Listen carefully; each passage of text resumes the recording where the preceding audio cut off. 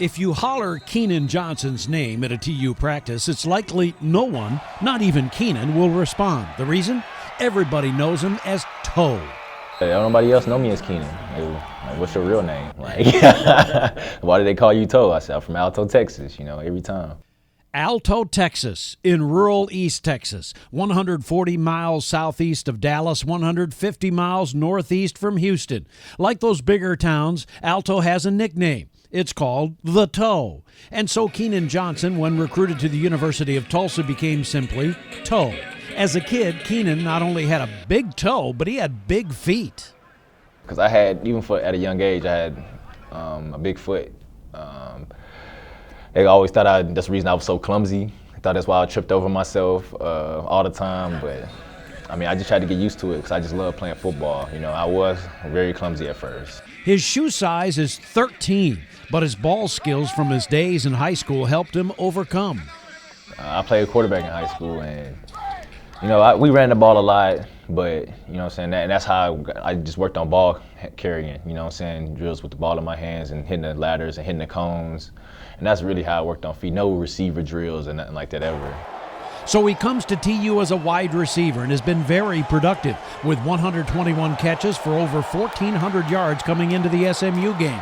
But all of that success here in Tulsa didn't mean a thing to Keenen when in April of this year an EF3 tornado blew through Alto. His grandmother and family got the call that it was on the way.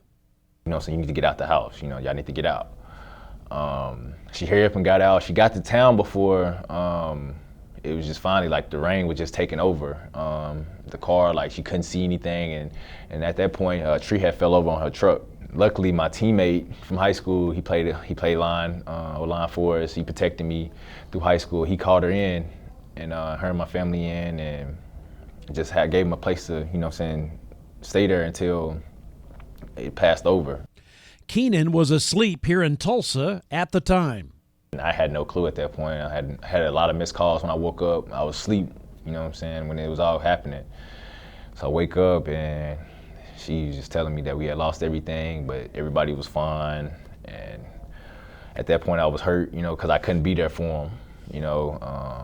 I know that I can only imagine what they was going through. The important thing was everybody survived.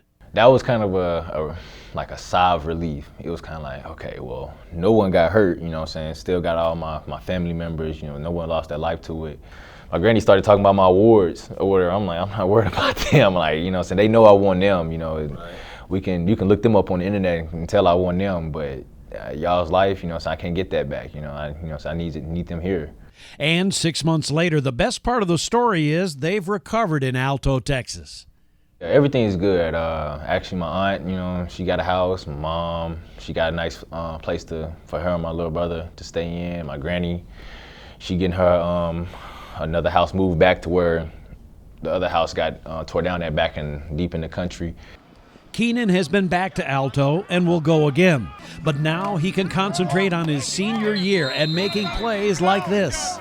4th and 5, here's the snap, and here they come. A throw over the middle, and a lunging catch by Keenen Johnson at the 35, and flags fly. That's good. We'll have more on the Philip Montgomery Show in a moment.